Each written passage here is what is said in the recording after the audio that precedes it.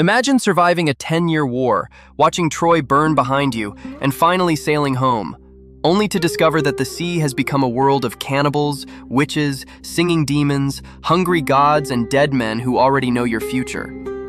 That is the nightmare at the heart of the Odyssey. Christopher Nolan preserves the outline of Homer's legendary voyage, but many of the creatures in his film are not the monsters ancient audiences would have recognized.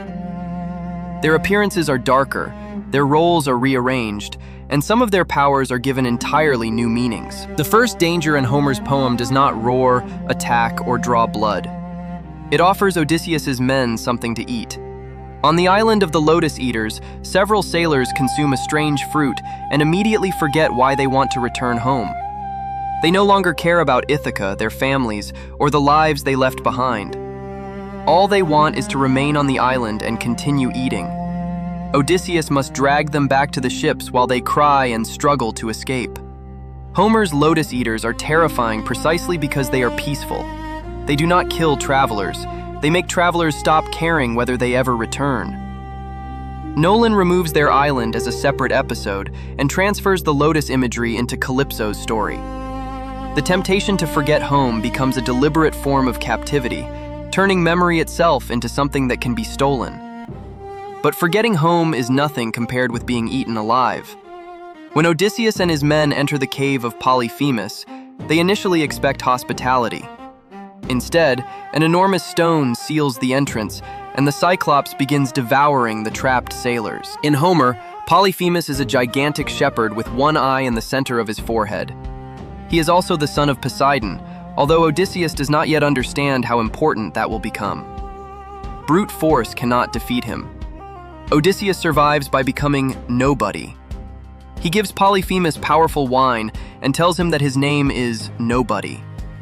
When the Cyclops collapses, the Greeks drive a sharpened wooden stake into his only eye. Polyphemus screams for help, but when the other Cyclopes ask who is attacking him, he answers, "Nobody." Believing that no one has harmed him, they leave. At sunrise, the blinded giant opens the cave to release his sheep.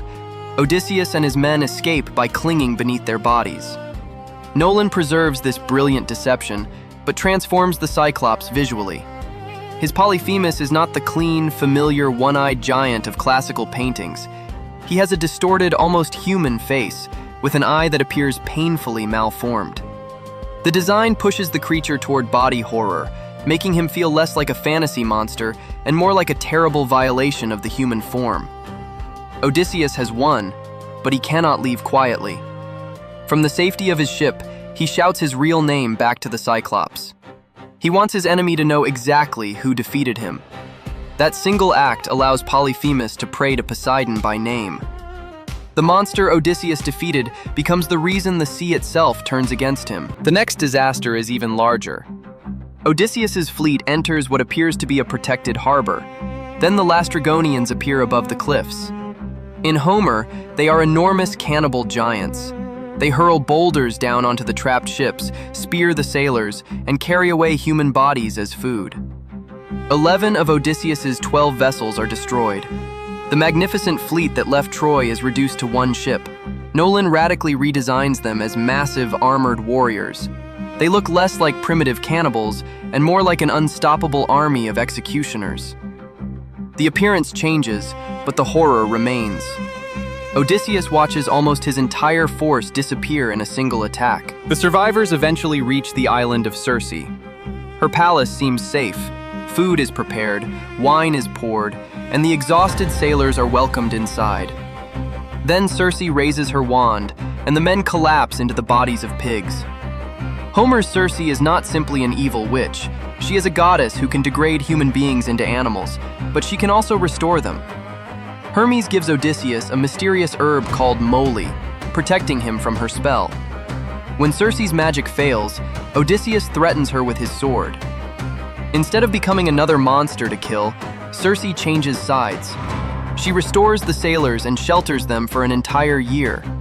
Then she tells Odysseus something horrifying.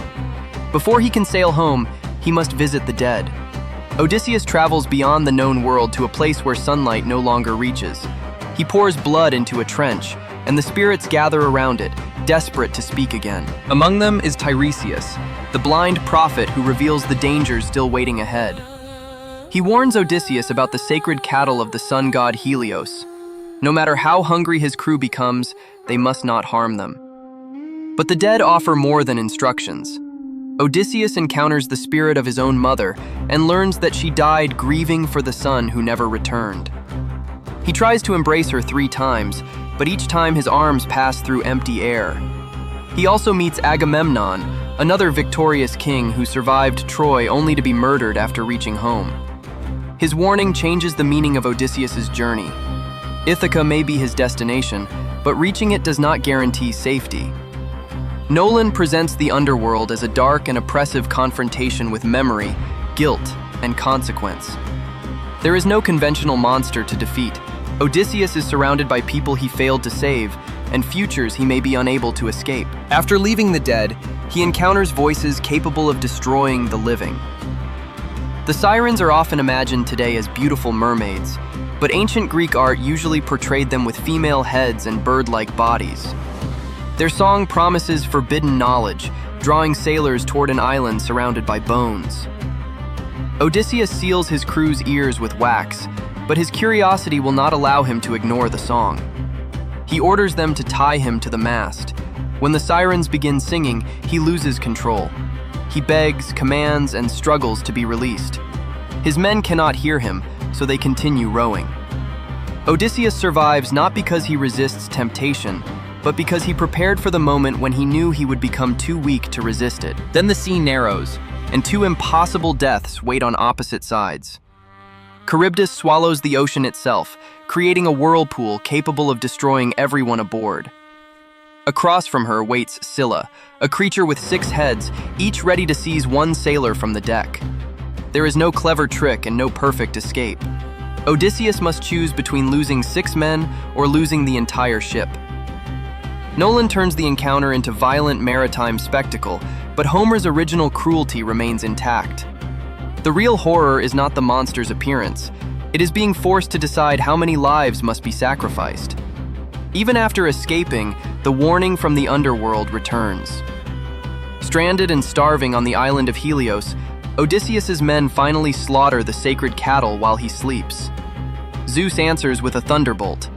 The last ship is destroyed, every remaining sailor dies, and Odysseus is left alone in the sea. He eventually reaches Calypso's island. She offers him comfort, immortality, and an escape from pain, but only if he abandons Ithaca forever. Nolan connects her captivity more closely with memory and the lotus, while Homer makes her temptation even more unsettling. Odysseus can live forever, but only by surrendering the mortal life that gives his journey meaning. By the time he finally returns home, Odysseus has escaped every creature, but lost every ship and every man who followed him. That is the most important thing Nolan preserves from Homer. The Odyssey is not a story about a hero becoming stronger each time he defeats a monster. It is a story about a man being stripped of his army, his pride, his certainty, and almost his identity. Nolan may have changed the bodies of the monsters, but Homer's darkest idea remains the same. Every monster blocking Odysseus's path reveals something already hiding inside him. His pride, his curiosity, his hunger for knowledge, his fear of death, and his refusal to let go of home. And perhaps that is why these creatures have survived for nearly 3,000 years. They were never only waiting in the sea, they were waiting inside the hero.